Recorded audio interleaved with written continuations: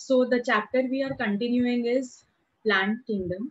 और plant kingdom में कल की ही क्लास में इसका इंट्रोडक्शन भी हमने डील किया था कि इस पूरे चैप्टर के अंदर कौन कौन सी बातें होने वाली हैं। उसके अलावा हमने ये देखा था कि इसके अंदर हम 5 डिफरेंट डिविजन्स पढ़ने वाले हैं and we started off with algae. तो कल की क्लास में हमने जो टॉपिक डील किया था, कल का जो लेक्चर था, that was all about algae. Algae के अंदर जो डिफरेंट क्लासेस हैं जैसे कि Chlorophyceae, Phaeophyceae and Rhodophyceae. Fine. तो आज हम उसी चैप्टर को प्रोसीड करेंगे और आज की क्लास में हम क्या सीखने वाले हैं। तो आज की क्लास का जो टॉपिक होगा that will be bryophytes. Bryophytes के बारे में यहाँ बातें होंगी जो कि आप देखेंगे कि एल्गी से थोड़े से एडवांस्ड ऑर्गेनिजम्स हैं। इनके अंदर जो फीचर्स हैं वो एडवांस्ड हैं with respect to algae. Fine.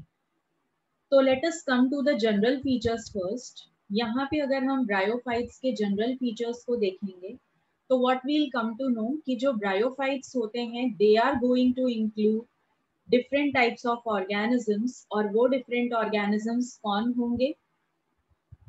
वो डिफरेंट ऑर्गेनिजम्स होंगे लीवरवर्ट्स। अब क्योंकि इनका शेप लीवर लाइक होता है तो इनको हमने लीवरवर्ट्स कहा। फिर होंगे हॉर्नवर्ट्स जिनका शेप हॉर्न लाइक रहता है। और लास्ट में होंगी मॉसेस जो कि लीफी ब्रायोफाइट्स भी कहे जाते हैं। तो when we are talking about bryophytes तो these are going to include 3 different types of organisms here. बहुत डिफरेंस इनके अंदर नहीं होता है, बट अगर आप मॉर्फोलॉजिकल सेंस में देखेंगे तो लीवरवर्ट्स विल अपीयर लाइक लिवर, उनका शेप उस तरह का होता है। हॉर्नवर्ट्स जो होते हैं उनका शेप हॉर्न लाइक है। And then we have mosses which are leafy. Fine. अगर इनका लोकेशन हमें ट्रेस करना है कि ये कहाँ पाए जाते हैं तो mostly they prefer shaded areas. ठीक है, इनको शेडी एरियाज में रहना पसंद है जहां पर सनलाइट बहुत ज्यादा क्वांटिटी में प्रेजेंट ना हो। Because of this reason bryophytes are also called as sciophytes. ठीक है, देखिए 2 तरह के प्लांट्स होते हैं यहाँ पे, ये मैं आपको बता दूं। एक होते हैं हीलियोफाइट्स। हीलियोफाइट्स का मतलब होता है these plants are sun loving. इनको काफी धूप में रहने की आदत होती है। और सेकंड जो कैटेगरी होती है that is the category of sciophytes. और जब हम स्कायोफाइट्स की बात करते हैं तो these are actually shade loving plants. ये कौन होते हैं? शेड लविंग प्लांट्स होते हैं। फाइन। तो यहाँ ब्रायोफाइट्स में आप देख रहे हैं कि इनको मॉइस्ट एंड शेडेड एरियाज पसंद हैं। That is the reason they are going to fall under the category of skyophytes. Clear? तो ब्रायोफाइट्स के बारे में ये याद रखिए। इसके अलावा bryophytes are considered to be archegoniates, embryophytic and atracheophytic. ठीक है, इनका मीनिंग मैं आपको बता दूं कि ये क्या क्या मीनिंग है इन टर्म्स का। जब हम आर्चिगोनिएट कह रहे हैं तो इसका मतलब ये होगा कि life cycle of this organisms are going to involve meiosis in them, sporic meiosis होगा। एम्ब्रियोफाइटिक का मतलब है कि यहाँ पे आप देखेंगे कि यहाँ जो फॉर्मेशन होगा एडल्ट ऑर्गेनिज्म का that will be done with the help of zygote formation. ठीक है, उनका germination. And then you are going to see atracheophytic. Atracheophytic का मतलब है कि यहाँ पर वस्कुलर बंडल्स जो होंगे they are not present. Fine. तो ये कुछ चीजें आपको ब्रायोफाइट्स के बारे में याद रखनी है कि उनके क्या क्या फीचर्स होते हैं। These are some of the important features. Now let us come to other characters. तो दूसरे कॉमन फीचर्स में सबसे इम्पॉर्टेंट फीचर ये रहा आपके सामने कि जो ब्रायोफाइट्स हैं उनको कहा जाता है या उनको कंसिडर किया जाता है amphibians of the plant kingdom. The reason is कि इनका जो लाइफ साइकिल होता है,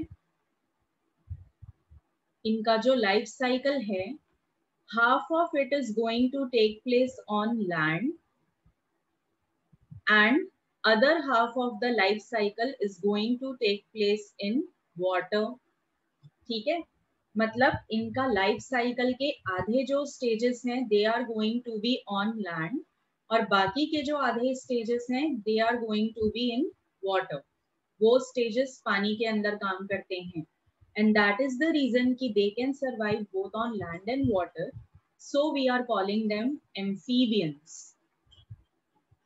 एम्फीबियंस में आप जानते हैं फ्रॉग होता है एंड ऑल, तो इन सब का फीचर क्या होता है? इन सब का फीचर होता है कि ये लैंड एंड वाटर दोनों में सरवाइव कर सकते हैं।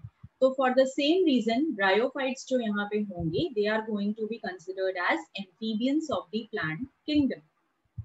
मॉइस्ट सॉइल में रहना ये पसंद करते हैं और इनकी लाइफ साइकिल वाटर पे डिपेंडेंट है for sexual reproduction. I already told you यहाँ पर। ठीक है, इतना याद रखिए कि यहाँ ब्रायोफाइट्स जो हैं इनकी लाइफ साइकिल दोनों जगह पर चलती है। आगे अगर आप देखेंगे तो आपको पता चलेगा कि ये प्रिमिटिव लैंड प्लांट्स हैं, मतलब ये जो ब्रायोफाइट्स हैं these are considered to be पुराने जमाने के पौधे। फाइन, यूजुअली शेडेड लोकेलिटीज में मिलेंगे और इनका इम्पोर्टेंट रोल होता है कि जो भी बेयर रॉक्स होते हैं या बेयर सॉइल होता है जहां पर कोई लाइफ नहीं है उस जगह पर प्लांट सक्सेशन शुरू करना। ठीक है, से सपोज आप कोई बंजर जमीन देख रहे हैं, आप कोई बंजर पत्थर देख रहे हैं, सॉइल है जहां कोई वेजिटेशन नहीं है, उस जगह पर अगर आप प्लांट लाइफ शुरू करना चाहते हैं तो फर्स्ट प्लांट्स जो वहां पर ग्रो हो सकते हैं दे विल बी ब्रायोफाइट्स। ठीक है, वहां पर पहले जो पौधे ग्रो कर सकते हैं दैट विल बी ब्रायोफाइट्स। तो bryophytes are basically used for plant succession, for initiating plant succession. ठीक है, आगे अगर आप इनके बॉडी स्ट्रक्चर के बारे में बात करेंगे तो आपको पता चलेगा कि इनकी जो बॉडी है that is thallus like, prostrate या इरेक्ट। इनका मीनिंग भी मैं अभी आपको क्लियर कर देती हूँ। Good morning Areeba, good morning. Fine, तो before we move on to this structure मुझे लगता है कि हमें एक बात यहाँ पर कर लेनी चाहिए, लेकिन वो बात जो है लाइफ साइकिल से कनेक्टेड है तो मैं उसको आपको आगे बताऊंगी। यहाँ इनका बॉडी थैलस लाइक है। अब आप लोग मुझे बताएंगे कि मैंने आप लोगों को थैलस का मतलब क्या बताया था। I have already told you the meaning of thallus. So what is the meaning of thallus? It is a type of plant body which is not differentiated into true root, true stem and true leaves. अगर इन तीनों में से कोई भी true structure absent है, that particular plant body is going to be considered as thallus. उसको क्या माना जाएगा? Thallus माना जाएगा. Now what do you mean by prostrate? Prostate का मतलब क्या होता है? Sometimes you might have seen plants like this, कि ये इस तरीके से कोई पौधा है। ठीक है, आप देखेंगे कि इसकी कुछ ब्रांचेस है ना इस तरह से धरती पे लाई करती हैं क्रीपर फॉर्म में। फाइन, इस तरीके से इनका डेवलपमेंट होगा लैटरली। तो when they are going to have development like this कि वो लैटरली डेवलप करेंगे तो what is going to happen कि इस कंडीशन को हम कौन सा नाम देते हैं? This condition is called as prostrate condition. ठीक है, ये प्रोस्ट्रेट कंडीशन है, याद रखिएगा। अब वहीं अगर आपसे कोई पूछे कि इरेक्ट पोस्चर का मतलब यहाँ पर क्या है, तो इरेक्ट पोस्चर आपको ऐसा दिखेगा कि जो पौधा है it will go up like this, कि यहाँ पे जो भी डिफरेंट इसकी ब्रांचेस होंगी they are going to have leaves और ये ऊपर के डायरेक्शन में ग्रो करता जाएगा। यहाँ पे ग्रोथ का डायरेक्शन लैटरल था, मतलब कि आजू बाजू, लेकिन इस प्लांट में ग्रोथ का डायरेक्शन जो आप देख रहे हैं वो किस तरह का है? अपवर्ड्स है, ऊपर की तरफ, हाइट इज इंक्रीजिंग। तो ये वाला जो कंडीशन है इसको हम कौन सा कंडीशन कहते हैं? This is called as erect condition. Okay, तो यहाँ प्लांट या तो प्रोस्ट्रेट हो सकते हैं या तो फिर प्लांट्स इरेक्ट हो सकते हैं। रिमेंबर कि यहाँ पर ट्रू रूट्स एब्सेंट हैं, लेकिन we have root like structure, और वो जो रूट लाइक यूनिसेल्यूलर या मल्टीसेल्यूलर स्ट्रक्चर यहाँ है, that is termed as rhizoids. Remember, rhizoids are root like structures. ये क्या होते हैं? रूट लाइक स्ट्रक्चर्स होते हैं. ट्रू रूट्स यहाँ पर नहीं होती. फाइन. तो these are some of the important parts that you have to remember here. इसके अलावा यहाँ देख लें तो आपको पता चलेगा कि ब्रायोफाइट्स में ये रहा राइजोइड, जो कि रूट की तरह काम करता है. ऊपर की बॉडी जो है, जितना भी इसके हैप्लॉइड पार्ट्स होते हैं वो गैमेटोफिटिक पार्ट्स होंगे. जो भी इनके डिप्लॉइड पार्ट्स होंगे वो स्पोरोफिटिक पार्ट्स होंगे, जिसमें कैप्सूल आता है, स्टॉक आता है. ओके. अब ये गैमेटोफाइट और स्पोरोफाइट किस तरह से बनता है ये आपको आगे पता चलेगा when I am going to describe life cycle to you. Clear? तो this is the introductory segment about bryophytes. आगे आ जाइए. तो आपको यहाँ पता चलेगा कि इनके पास ट्रू रूट स्टेम लीव्स नहीं है. I already told you because they have a thallus body.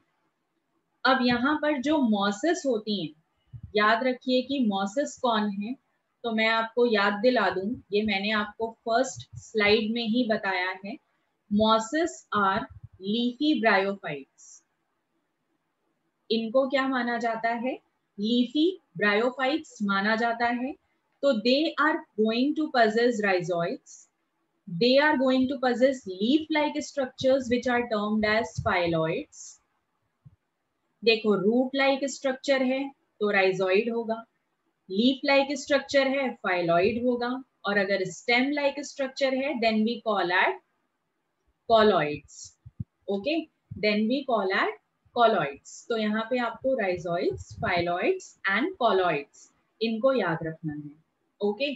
Now let us सी कि यहाँ पे किस तरह से इनकी लाइफ साइकिल जो है वो आगे जाती है. तो लाइफ साइकिल से पहले अगेन कुछ और इम्पोर्टेंट बातें. रिमेंबर, यहां मैं लिख रही हूं आपके लिए, bryophytes lack vascular bundles. Bryophytes के पास क्या नहीं होता? इनके पास वस्क्यूलर बंडल्स नहीं होते. Now tell me fast, what do you mean by vascular bundles? Vascular bundle किनको कहा जाता है? जल्दी से बताइए, what do you mean by vascular bundles?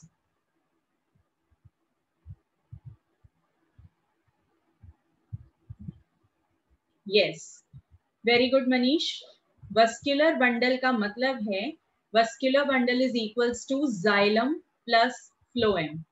तो यहाँ पर आप याद रखेंगे कि जब भी वस्क्यूलर बंडल की बात हो रही है तो इसका मतलब हम किसकी बात कर रहे हैं? हम बात कर रहे हैं जाइलम एंड फ्लोएम की, जो यहाँ पर एब्सेंट है, नहीं होते.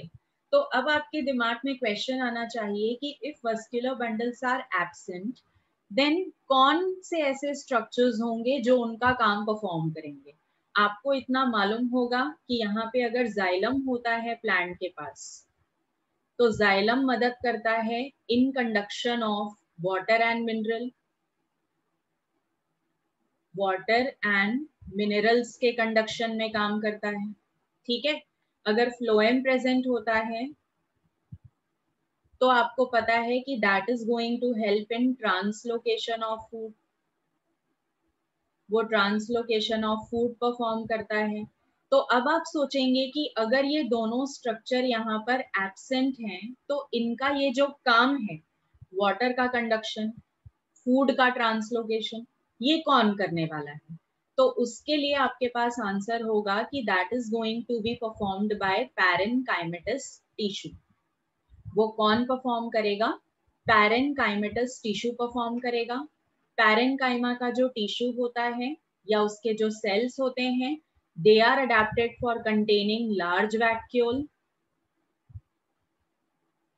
इनके पास बहुत बड़ा सा वैक्यूल होता है. And secondly, they are adapted for storage of food. इनका मेजर फंक्शन है to store food and cell sac. तो यहाँ पैरेन्काइमा के जो सेल्स होंगे they are going to perform substitute. Substitute किसके बिहाफ पे? जाइलम नहीं है, फ्लोएम नहीं है, तो उसकी जगह पर काम करेगा पैरेन्काइमा। ओके, नाउ ब्रायोफाइट्स जो होते हैं उनका जो मेन बॉडी है, मेन बॉडी उनका हैप्लॉइड होता है। ठीक है, ब्रायोफाइट्स का जो मेन प्लांट बॉडी है दैट इज हैप्लॉइड। अब इसीलिए वो गैमेट प्रोड्यूस करता है, तो ब्रायोफाइट्स का मेन प्लांट बॉडी क्या कहलाएगा? गैमेटोफाइट। याद रखो, देखो मेजर प्लांट बॉडी मतलब जो पेरेंट प्लांट है ब्रायोफाइट्स में, वो पेरेंट प्लांट ही हैप्लॉइड है। आपको मैंने सिखाया हुआ है कि गैमेट्स हमेशा हैप्लॉइड बनेंगे, तो पेरेंट प्लांट ही यहाँ पर गैमेट्स बना लेगा, और गैमेट्स भी किस नेचर के? हैप्लॉइड। तो मुझे ये बताइए कि यहाँ कौन सा सेल डिवीजन लगा होगा गैमेट्स को बनाने में? आपको हैप्लॉइड क्रोमोसोम नंबर से फिर से हैप्लॉइड क्रोमोसोम नंबर पे ही आना है। तो which type of cell division is needed for the formation of gametes? बताइए, which cell division will be required? Mitosis या मियोसिस? जल्दी बोलो।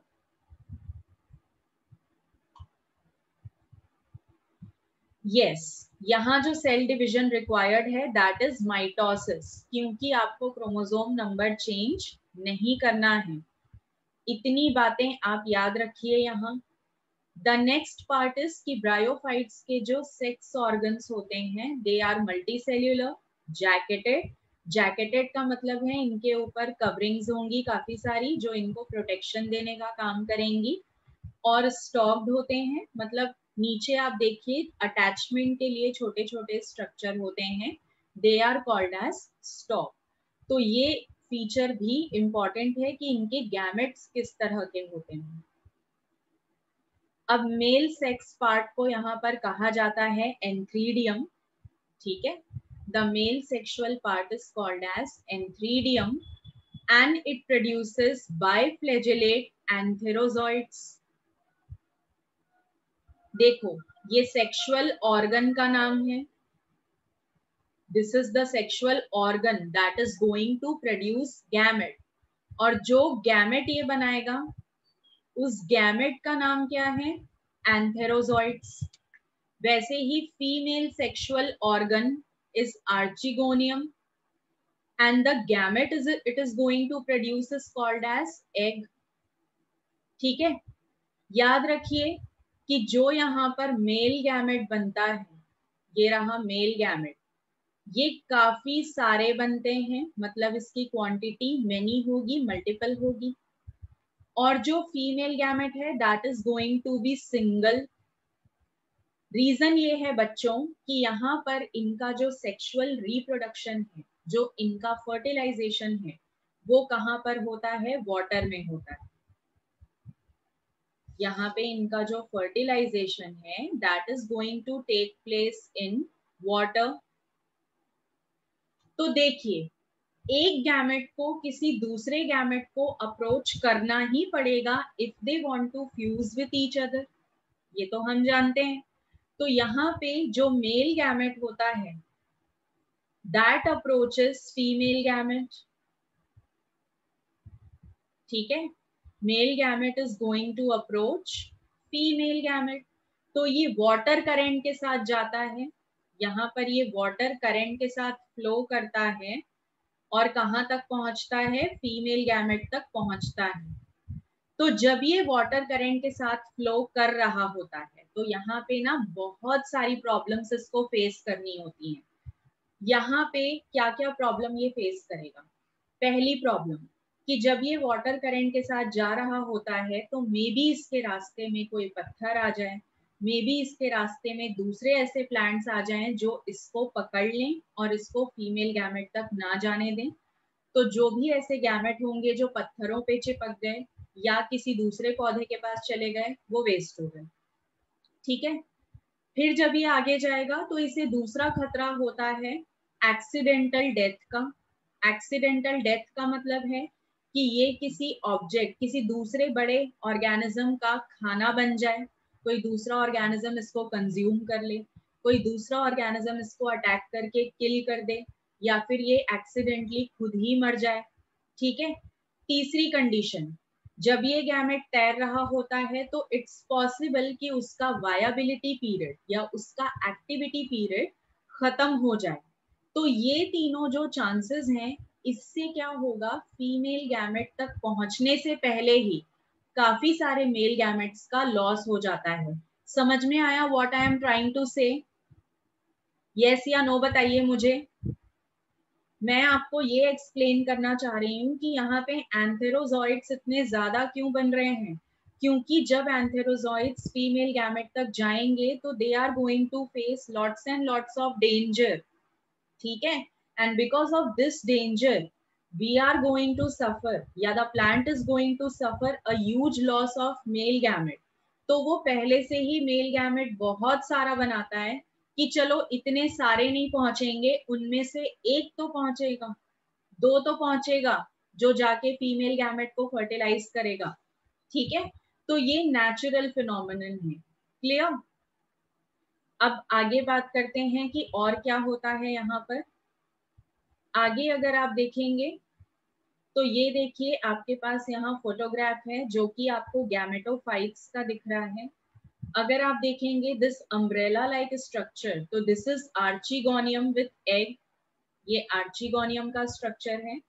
यहाँ पे अगर आप सेमी अम्ब्रेला स्ट्रक्चर देखेंगे तो that is the male gametophytic part, और वहां पर आपको दिखेंगे एंथेरोजॉइड्स। ठीक है। वहां आपको कौन दिखेंगे? एंथेरोजॉइड्स। रिमेंबर कि एंथेरोजॉइड्स जो हैं दे आर फ्लैजिलेटेड। ठीक है। ये क्या होते हैं? फ्लैजिलेटेड होते हैं। यहाँ आपके पास लिखा भी गया है। तो जब ये फ्लैजिलेटेड होते हैं तो इट डायरेक्टली मीन्स कि flagella is going to provide them motility. Fine. तो this will be the structure जो यहाँ पे होगा, एंथेरोजॉइड्स एंड आर्चिगोनियम का। आइए आगे जाते हैं। अब ये वही बात है जो मैं ऑलरेडी आपको एक्सप्लेन कर चुकी हूँ कि antherozoids are released into the water, और उस पानी के जरिए वो कहाँ तक पहुंचेंगे? फीमेल गैमेट तक पहुंचेंगे फॉर द फ्यूजन। जैसे ही इनका फ्यूजन हो चुका होगा तो किसका फॉर्मेशन होगा? जाइगोट का फॉर्मेशन होगा। इस कंडीशन को, ठीक है, कौन सी कंडीशन? जिसमें मेल गैमेट अप्रोच करता है फीमेल गैमेट को। ठीक है। आप बिल्कुल ऐसा ही लिखो जिससे आपको समझ में आए। दिस कंडीशन, जहां मेल गैमेट अप्रोच करता है फीमेल गैमेट को, इस कंडीशन को क्या बोला जाता है? इस कंडीशन को कहा जाता है zooidogamous condition. So this is zooidogamous oogamy, जहां पे मेल फीमेल गैमेट अलग भी हैं और जो मेल गैमेट है वो फीमेल गैमेट को अप्रोच भी कर रहा है। So this particular statement you have to remember in your mind, that what is the meaning of zoodiogamy या zoodaiogamous oogamy. Clear? Remember, यहाँ पे जो जाइगोट्स हैं वो रिडक्शन डिविजन जो है तुरंत नहीं करते हैं। अब ये पॉइंट इंपॉर्टेंट है, ये मैं आपको अभी एक्सप्लेन करने वाली हूँ जब मैं आपको लाइफ साइकिल ड्रॉ करके दिखाने वाली हूँ। उसके पहले मुझे ये बताइए, अभी तक हमने जो भी पढ़ा, क्या आप लोगों को इस पर्टिकुलर सेक्शन में कोई डाउट है? Any doubt to anyone? अभी तक जो पढ़ाया इतने पार्ट में, any trouble to you? Areeba and Manish, be fast, जल्दी बताइए।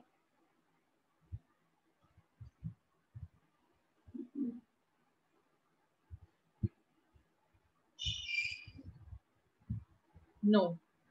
चलिए फिर आगे बढ़ते हैं।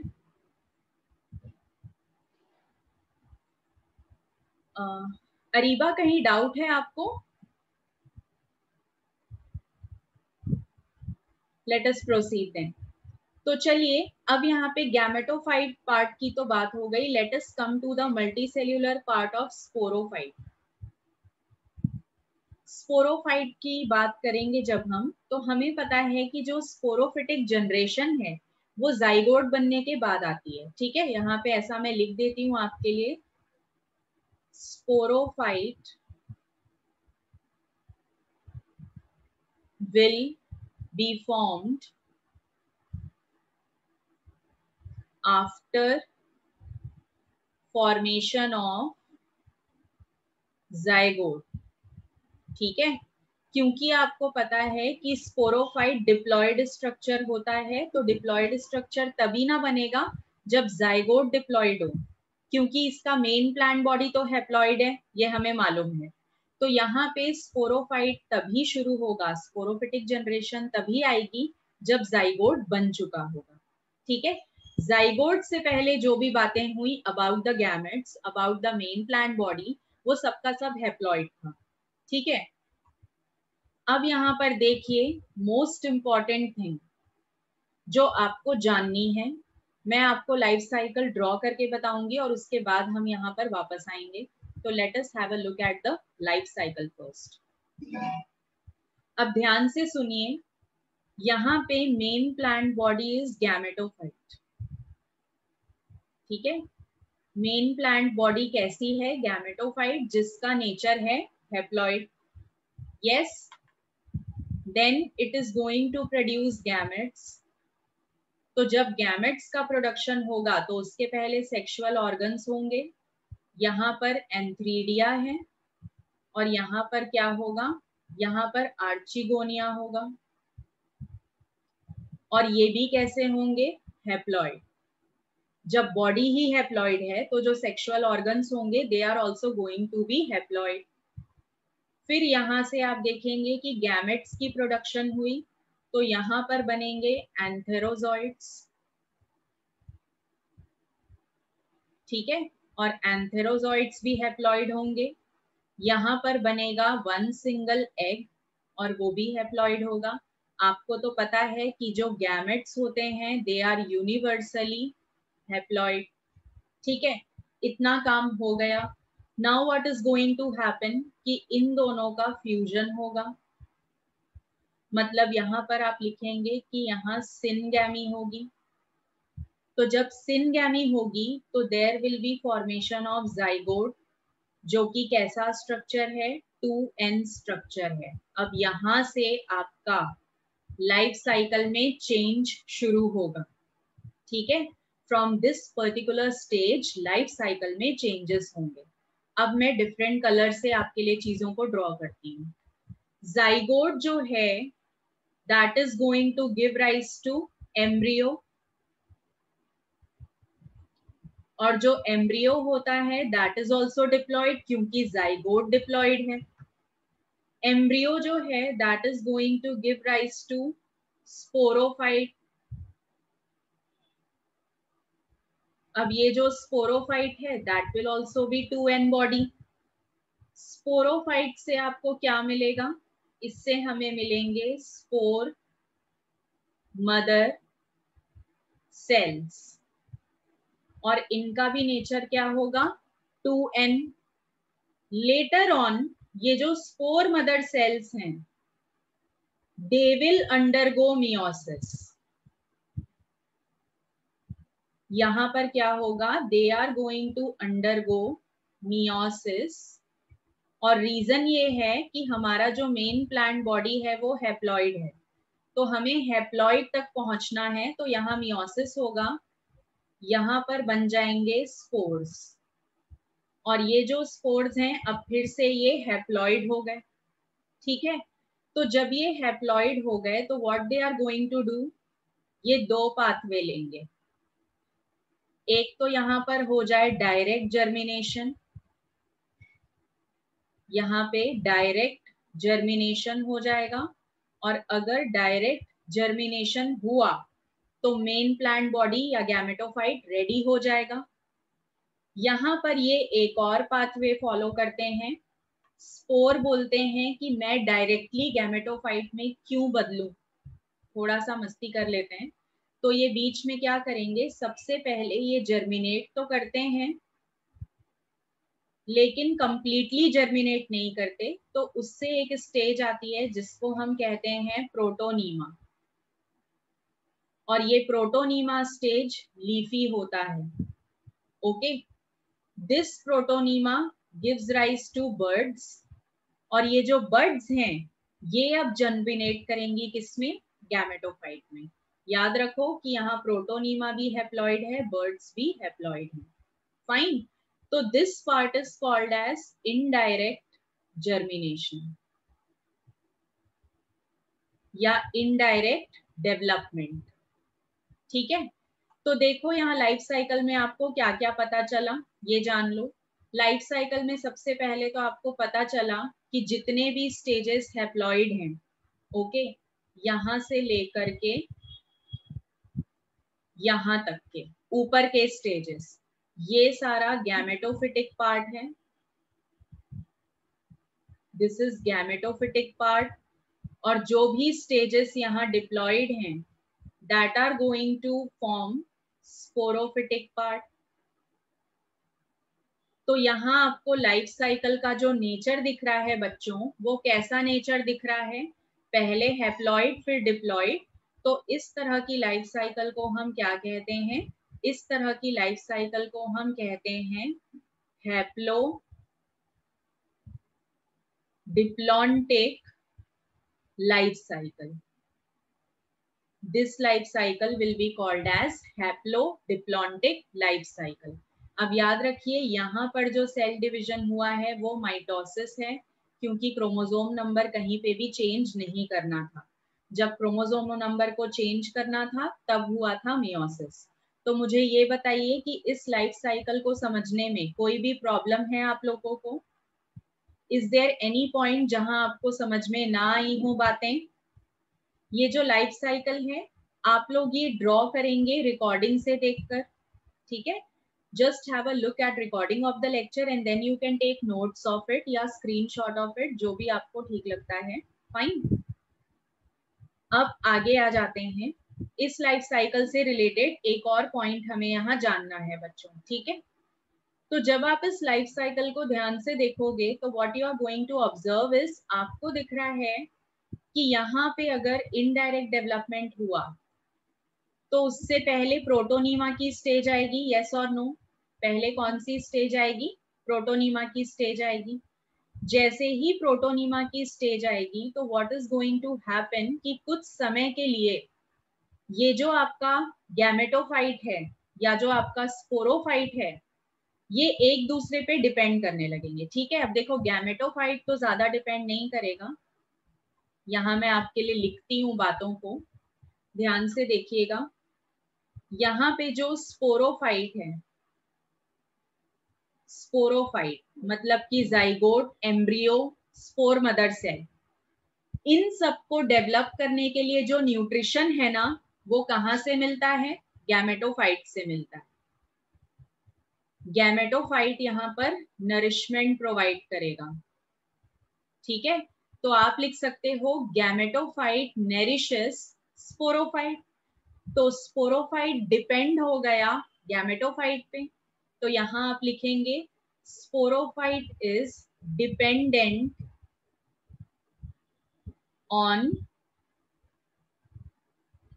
गैमेटोफाइट।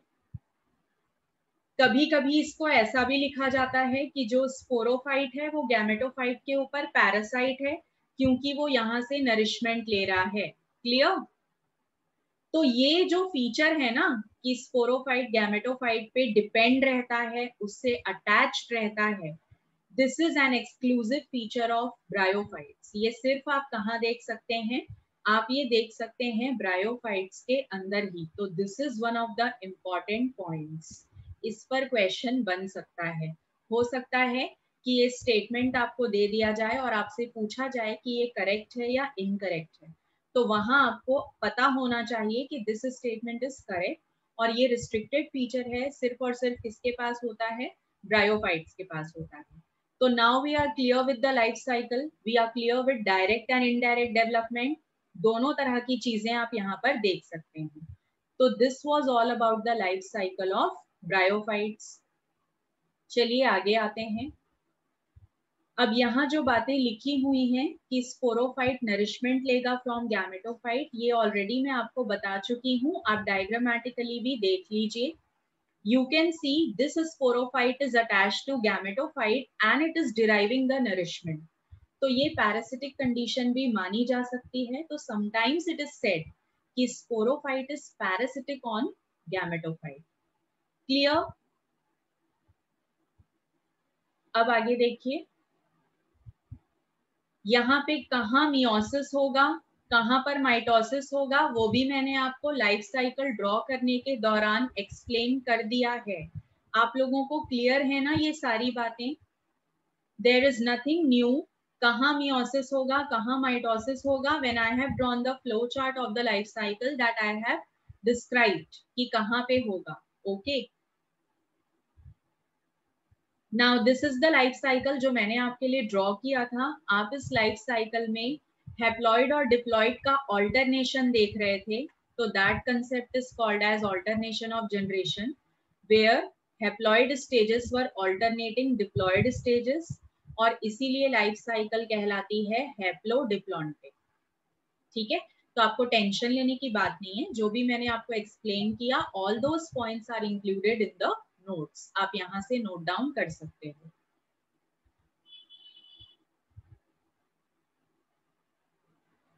अब यहाँ पे ये भी याद रखिए कि यहाँ जो ब्रायोफाइट्स होते हैं they are of little economic importance, इनका बहुत ज्यादा इकोनॉमिक इम्पोर्टेंस नहीं होता है। ब्रायोफाइट्स का बहुत ज्यादा इस्तेमाल हमारे फायदे के लिए नहीं हो पाता। ठीक है, कभी कभी जो हर्बेशियस मैमल्स होते हैं या बर्ड्स होते हैं या जानवर होते हैं वो इनको खाने के तौर पर जरूर खा लेते हैं, लेकिन ब्रायोफाइट्स का कोई खास यूज नोटेड नहीं है। ठीक है, हाँ, एक इम्पॉर्टेंट नोट जरूर आपको करना है यहाँ पे बात, और वो बात है use of sphagnum. This is important, आपको स्फैग्नम स्पीशीज का यूज याद रखना है। Actually this is a moss, और मॉस जो होते हैं, मैं फिर आपको तीसरी बार बता रही हूँ कि ये लीफी ब्रायोफाइट्स होते हैं। तो ये जो पीट मॉस होता है इसको हम फ्यूल की तरह यूज करते हैं। फ्यूल का मतलब तो पता होगा, any substance that provides energy, तो वहां पर स्फैग्नम का इस्तेमाल किया जाता है। तो ये पॉइंट आप जरूर याद कर लीजिएगा। बाकी एज सच काफी ज्यादा यूज ब्रायोफाइट्स का नहीं देखा जाता है। ठीक है, एंड इनका जो फ्यूल यूज करने का, इनको फ्यूल की तरह इस्तेमाल करने का जो टेंडेंसी है वो क्यों है, उसका रीजन देख लो। रीजन ये है कि ये वाटर को काफी समय तक होल्ड करके रख सकते हैं। तो जब भी किसी लिविंग मटेरियल का ट्रांसशिपमेंट होता है तो वहां पर हम स्फैग्नम स्पीशीज का इस्तेमाल करते हैं। Now let us see some more things about them कि यहाँ पे और क्या क्या ये कर सकते हैं। तो जो मॉसेस होती हैं लाइकन्स के साथ वो एसोसिएशन बनाती हैं, and they are the first organisms to start ecological succession. ठीक है, देखो मैंने आपको बताया कि अगर कोई ऐसी जगह है, कोई ऐसा पत्थर है, कोई ऐसा सॉइल है जहां पर लाइफ नहीं थी, तो ये जो मॉसेस हैं ये लाइकन्स के साथ मिलकर वहां पे सक्सेशन शुरू करती हैं। That is why they are of ecological importance, जिंदगी की शुरुआत करना। ठीक है, इसके अलावा यहाँ पे अगर आप देखेंगे तो ये सक्सेशन का पॉइंट है जो मैंने आपको क्लियर किया। यूज किया जाता है इनको to start life on any bare land या बैरन लैंड। फाइन,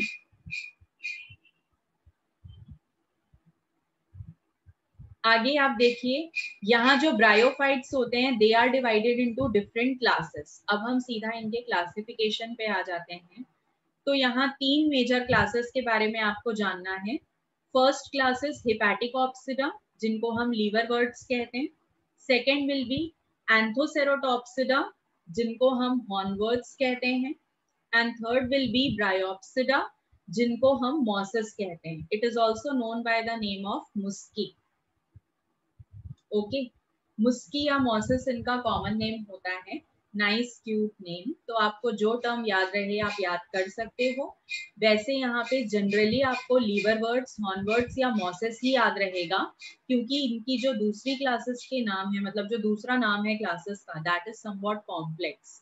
तो जो आपको बेटर याद होता है आप वो टर्म याद रखेंगे यहाँ पे।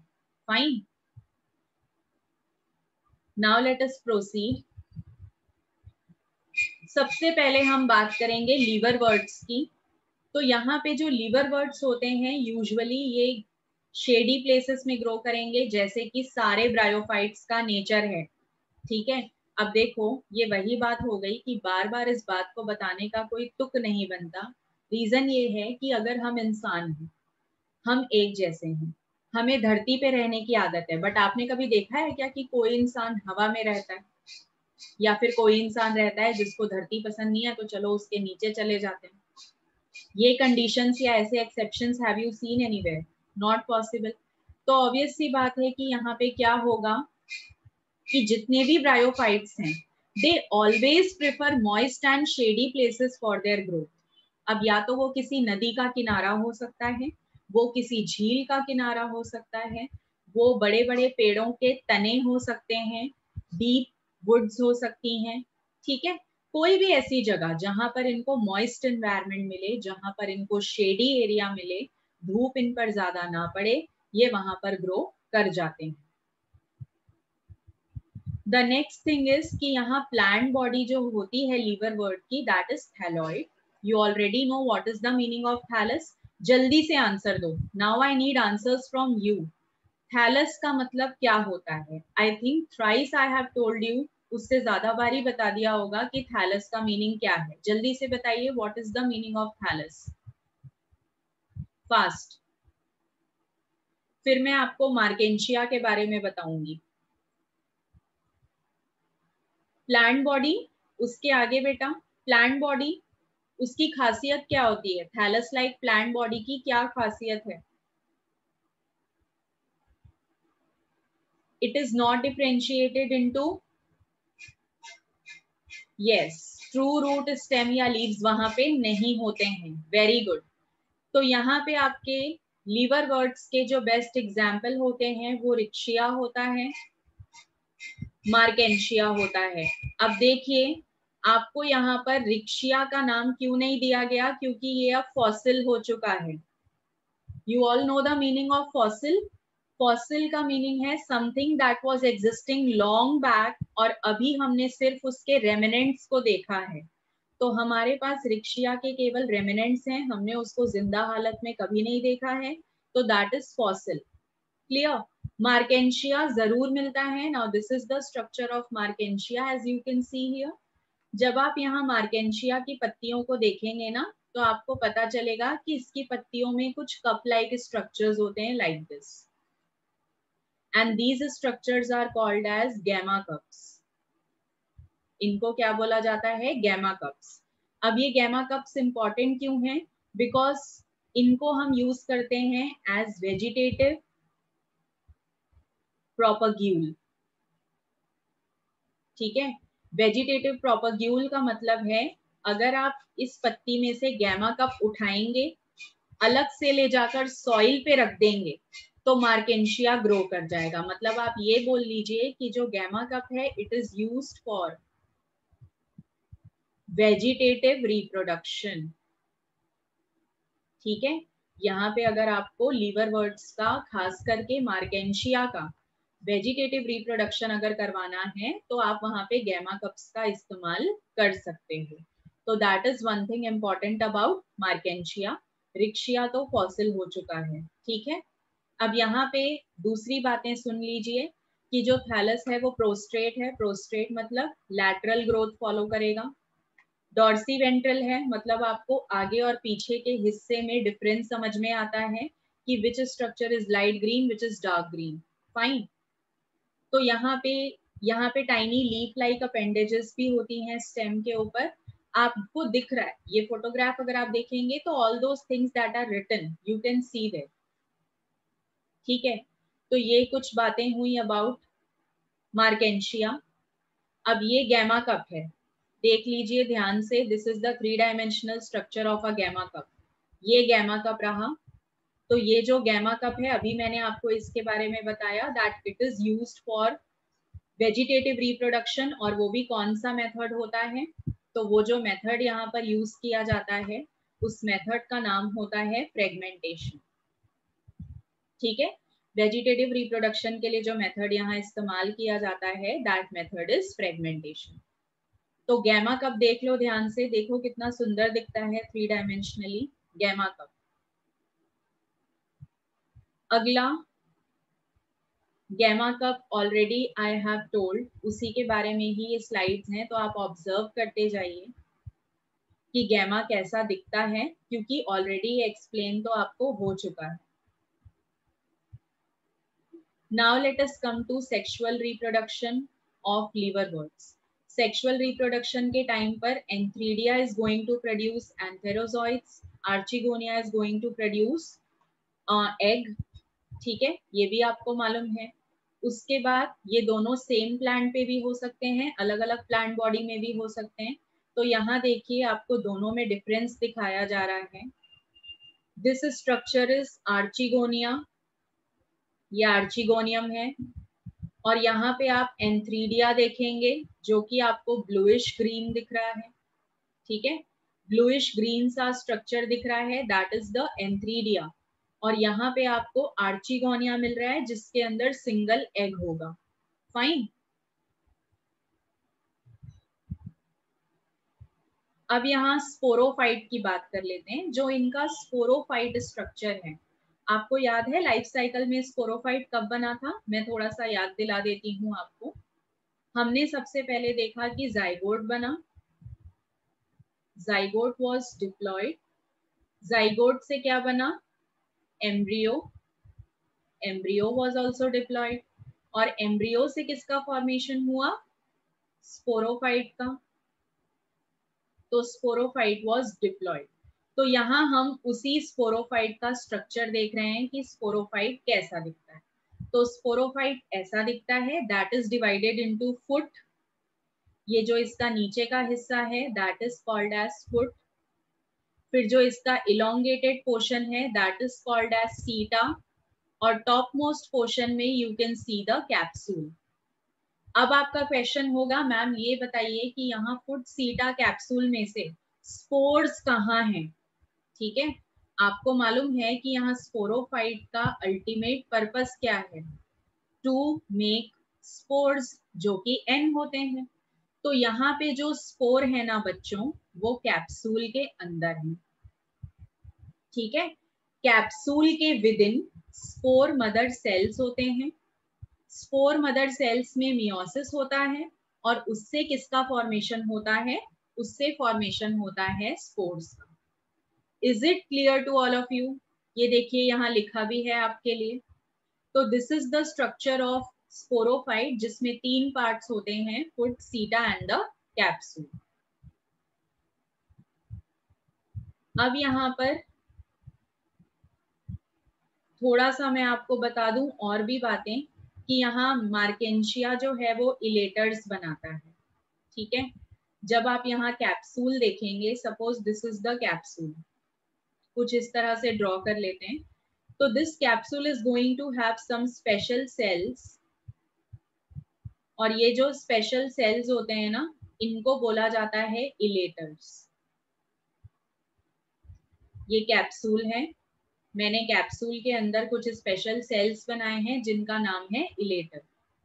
इलेटर का नेचर होता है कि ये हाइग्रोस्कोपिक होते हैं। हाइग्रोस्कोपिक का मतलब है they have ability to absorb water. ठीक है, ये क्या करेंगे? These have ability to absorb water. तो जैसे ही ये पानी एब्जॉर्ब करेंगे तो इनका वॉल्यूम बढ़ जाता है।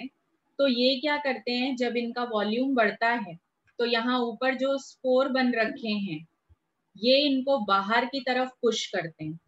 जब ये इनको बाहर की तरफ पुश करेंगे तो यहाँ पे बर्स्ट हो जाएगा कैप्सूल, और ये जो भी स्पोर आप देख रहे हैं ये बाहर आ जाएंगे। तो because of the hygroscopic nature of elater, they help in dispersal of spores. ये किसके डिस्पर्सल में मदद करेंगे? स्पोर्स के डिस्पर्सल में मदद करेंगे। फाइन, तो इलेटर्स के बारे में भी याद रखिएगा। Now let us come to hornworts. Hornworts में Anthoceros is the representative member, तो इसको हम एंथोसेरोटॉप्सिडा भी कहते हैं। नाउ यू कैन सी यहाँ पे कैसे दिखते हैं ये। इनका पोस्चर कैसा है बताइए, ये प्रोस्ट्रेट है या इरेक्ट है? इनका बॉडी आपको किस तरह का दिख रहा है? आर दे प्रोस्ट्रेट और इरेक्ट? जल्दी बताओ ये कौन सा पोस्चर है? ये इरेक्ट पोस्चर है या प्रोस्ट्रेट पोस्चर है? जल्दी से बताओ मुझे, कौन सा पोस्चर है? एग्जैक्टली ये जो पोस्चर है दिस इज इरेक्ट पोस्चर। अभी तक आपने लीवर वर्ड्स को देखा था, तो आपने देखा था कि लीवर वर्ड्स जो थे ना वो दबे दबे से फैले फैले से थे लैटरली, दैट वाज प्रोस्ट्रेट। लेकिन यहाँ पे आप देख रहे हैं कि ये बिल्कुल स्टैंडिंग पोजीशन में है, तो ये इरेक्ट पोस्चर है। आगे देखते हैं और क्या जानना है अबाउट हॉर्नवर्ड्स। हॉर्नवर्ड्स में भी सेम चीजें आपको याद रखनी है कि इसका भी जो स्पोरोफाइट है that is going to contain food seat and capsule. इसके अलावा यहाँ पर इंटर कैलरी मेरिस्टेमेटिक जोन होता है। मेरिस्टेमेटिक टिश्यू है तो इसके ग्रोथ में मदद करेगा, इसकी हाइट बढ़ाने में मदद करेगा। कैप्सूल शूडोइलेटर प्रोड्यूस करता है। अब शूडोइलेटर का मतलब क्या है? शूडोइलेटर का मतलब है कि ये ट्रू इलेटर नहीं है। ट्रू इलेटर्स एब्सेंट, ये नेचर हुआ। समझ में आई बात? शूडो इलेटर हैं, कम हाइग्रोस्कोपिक हैं, डिस्पर्सल ऑफ स्पोर में बहुत ज्यादा मदद नहीं करेंगे। बस इतना सा डिफरेंस है। Now let us come to mosses. Mosses में अगर आप देखेंगे तो इनका लाइफ साइकिल में परफेक्ट 2 स्टेज होता है, लेकिन उसमें से प्रिडोमिनेंट स्टेज जो होती है वो गैमेटोफाइट होती है। प्रिडोमिनेंट स्टेज का मतलब है जो ज्यादा समय तक एग्जिस्ट करती है, तो that stage is gametophytic stage, मतलब कि जो भी हैप्लॉइड स्टेजेस हैं। फाइन, आगे देखते हैं। अब आप देखिए कि ब्रायोफाइट्स की वजह से यहाँ कितनी ग्रीनरी है। ब्रायोफाइट्स का majority of the development you can say on the moist and shady places. तो शहरों में तो ज्यादातर ऐसी जगह मिलती नहीं है जहां आपको इतनी क्वांटिटी में ब्रायोफाइट दिखे। अब देखिए यहाँ पे जुवेनाइल स्टेज की बात हो रही है। जुवेनाइल स्टेज कुछ नहीं है, प्रोटोनीमा है। और मैंने आपको बताया कि प्रोटोनीमा इज लीफी स्टेज। और ये जुवेनाइल क्यों है? जुवेनाइल का मतलब ये बचपन है पौधे का, ठीक है। ये जो प्रोटोनीमा है इट इज एक्चुअली द बचपन of the bryophyte and after that it is going to develop into an adult organism. Clear? तो जब एडल्ट में ये चेंज होगा तो क्रीपिंग ग्रीन स्टेज में आ जाएगा, ब्रांचिंग हो जाएगी, फिलामेंटस स्टेज आ जाएगी। फाइन, अब सेकेंड स्टेज इसका एडल्ट स्टेज होता है, लीफी प्रोटोनीमा। ये देखो यहाँ बना हुआ है, that is the leafy protonema. आपको पत्तों जैसे स्ट्रक्चर का फॉर्मेशन दिखता जा रहा है, तो that is the lateral adventitious bud. इसके अलावा ये याद रखिएगा यहाँ पे स्पाइरली अरेंज्ड होते हैं लीव्स। आप यहाँ पत्तों का अरेंजमेंट देखो, आपको दिख रहा है कि 2 पत्तों के बीच में एक पत्ता है, इसका मतलब ये अरेंजमेंट स्पाइरल है। तभी आपको 2 पत्तों के बीच में एक पत्ता दिखेगा, फिर से 2 पत्तों के बीच में यू कैन सी 1 पत्ता, एंड देन अगेन बिटवीन 2 पत्ता यू कैन सी 1 पत्ता। तो this arrangement is spiral arrangement. Do you get it? आपको ये इमेज समझ में आई कि इनका अरेंजमेंट स्पाइरल कैसे है? बताओ बताओ, जल्दी से बताओ। यस, इसके अलावा राइजोइड्स इनके ब्रांच्ड होते हैं।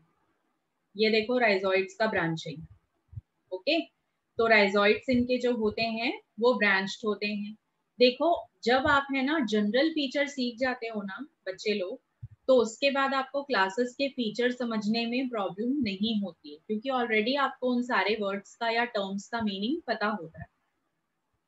अब इनके वेजिटेटिव रिप्रोडक्शन की बात कर लीजिए, तो वेजिटेटिव रिप्रोडक्शन में 2 कॉमन मेथड होंगे, और वो जो दो कॉमन मेथड हैं, वन इज द फ्रेगमेंटेशन, एक याद रखो फ्रेगमेंटेशन है, और दूसरा जो यहाँ पे है दैट इज द बडिंग। तो ये दो मेथड याद रखो। सेक्सुअल रिप्रोडक्शन तो ऑब्वियसली एंथ्रीडिया और आर्चिगोनिया की मदद से ही होगा। Antheridia is going to produce antherozoids, archegonia is going to produce the egg. ठीक है, कुछ यहाँ पे स्टेराइल हेयर्स भी होते हैं जिनको हम पैराफाइसिस कहते हैं। तो ये जो पैराफाइसिस होते हैं ये वाटर करंट को मेंटेन करने में मदद करते हैं। ठीक है, अब यहाँ पे फर्टिलाइजेशन के बाद क्या होगा, तो पढ़ लीजिए कि फर्टिलाइजेशन के बाद क्या होता है। जाइगोट डेवलप करेगा स्पोरोफाइट में which will contain foot seta and capsule. Sporophyte liverworts का जो है ज्यादा इलेबोरेट होता है। कैप्सूल के अंदर स्पोर्स होते हैं। सारी बातें मैंने आपको सिखा दी हैं, समझा दी हैं ऑलरेडी।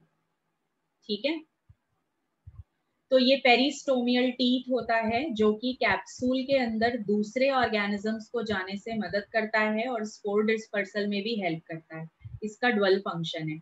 जब इस स्पोर को बाहर फेंका जाएगा तब भी इसका फंक्शन होगा, और अगर इसको अंदर के स्पोर को दूसरे फॉरेन ऑब्जेक्ट से बचाना है तब भी ये काम करता है।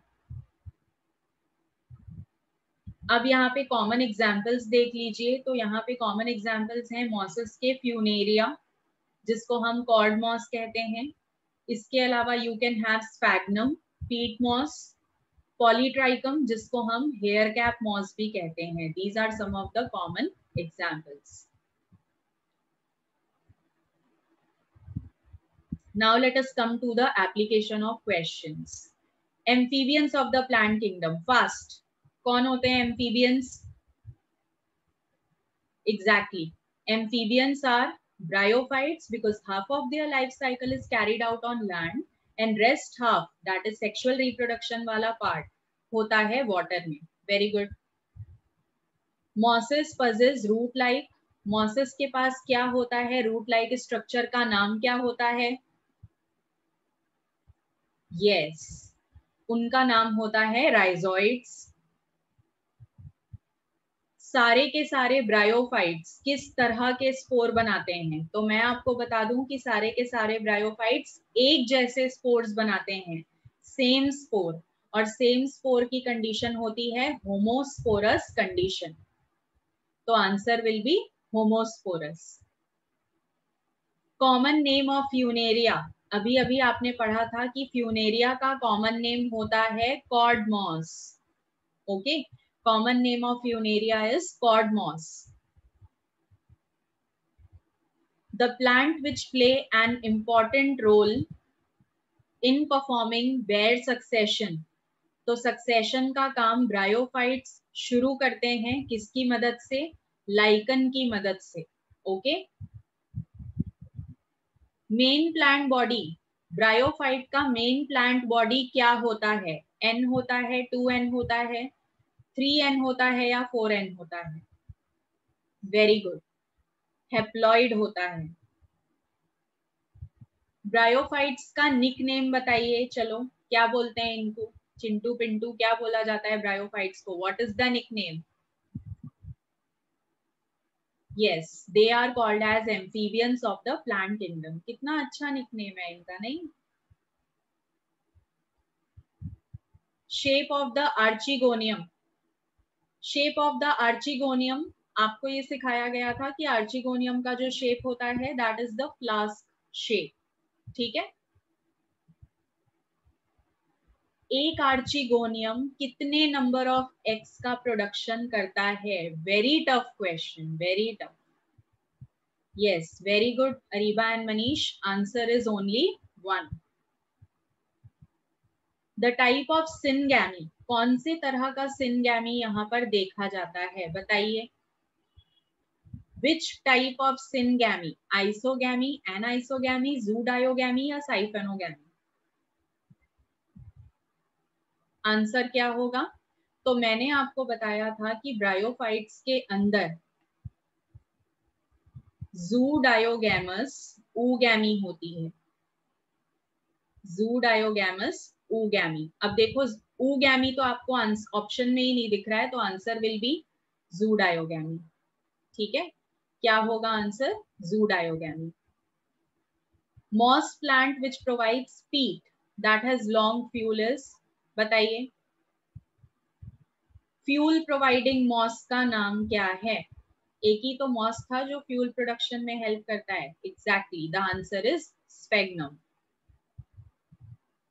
मार्केंशिया किसका एग्जाम्पल है?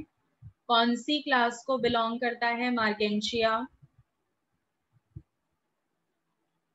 यस, मार्केंशिया बिलोंग करता है लीवरवर्ट्स को। चलिए, लीवरवर्ट्स के उन स्पेशलाइज्ड स्ट्रक्चर्स के बारे में बताइए जो कि मदद करते हैं in vegetative reproduction. What are those special structures? Answer है गैमा। ठीक है, answer is gemma. The structure produced by liverworts like Markensia which help in spore dispersal. कौन मदद करेंगे स्पोर डिस्पर्सल में? इलेटर्स। ओके,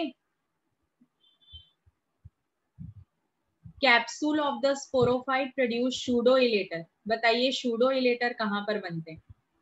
लीवरवर्ट्स में बनते हैं, हॉर्नवर्ट्स में बनते हैं, मॉसिस में बनते हैं। कहाँ पर बनते हैं शूडो इलेटर? इलेटर लीवरवर्ट्स में होता है, शूडो इलेटर कहाँ होगा? शूडो इलेटर हॉर्नवर्ट्स में होता है। ठीक है, अब इसमें से आपको हॉर्नवर्ट फाइंड आउट करना है। हॉर्नवर्ट का नाम क्या है? एंथोसेरोटॉप्सिडा। तो जो रिप्रेजेंटेटिव मेंबर होगा that will be Anthoceros. Riccia Marchantia liverworts में आते हैं, फ्यूनेरिया मॉसिस में आता है। तो आपके पास आंसर हुआ एंथोसेरस। अब आपको ब्रायोफाइट्स के उस ऑर्गन के बारे में बताना है जो फिक्सेशन एंड एब्जॉर्प्शन का काम करता है। जो फिक्सेशन एंड एब्जॉर्प्शन का काम करे तो that will be the rhizoids, या कौन होंगे? Root like structures. बताइए plant body is differentiated into rhizoid, cauloid and phylloid, तो उसको क्या कहा जाएगा? तीनों स्ट्रक्चर हैं, तो ये तीनों स्ट्रक्चर तो आपको मॉसिस में दिखते हैं, तो आपका जो आंसर होगा that will be the first option. अब आपको बताना है in mosses the multicellular uniseriate filament sterile hairs developed in between sex organs. उन स्टेराइल हेयर्स को क्या नाम दिया जाता है? फर्स्ट, यस, स्टेराइल हेयर्स का नाम होता है पैराफाइसिस, आपको बताया था अभी। अब आपको बताना है the structure present in the capsule of mosses that helps in spore dispersal. तो आंसर होंगे पेरिस्टोमियल टीथ। अब आप देखो कि आप बोलोगे कि मैम इलेटर भी तो है। देखो इलेटर इंटरनली हेल्प कर रहा है, ultimate help will be done by the peristomial teeth. तो अगर दोनों आपके पास ऑप्शन में है तो आप किसको टिक लगाएंगे? आप टिक लगाएंगे पेरिस्टोमियल टीथ को। Clear? Sex organ of liverworts and mosses are, आपको उनका नेचर बताना है कि कैसे होते हैं। तो देखिए हमने स्टार्टिंग में ही पढ़ा था कि जो सेक्स ऑर्गन्स हैं वो जैकेटेड होते हैं, स्टॉक्ड होते हैं। तो आपके पास जैकेटेड एंड स्टॉक्ड का एक ही ऑप्शन है, that is second option, multicellular, jacketed and stocked. अब यहाँ अगेन शूडो इलेटर पे क्वेश्चन है, तो शूडो इलेटर एंथोसेरोस बनाएगा क्योंकि वो हॉर्नवर्ट्स में आता है।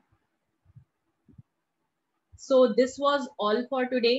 आज की क्लास में हमें इतना सीखना था। अब हमारा जो नेक्स्ट लेक्चर होगा that will be dedicated to bryophytes के बाद वाले क्लास पे, और ब्रायोफाइट्स के बाद जो आता है दैट आर द टेरिडोफाइट्स। तो हम टेरिडोफाइट्स की बात करेंगे इन द नेक्स्ट लेक्चर।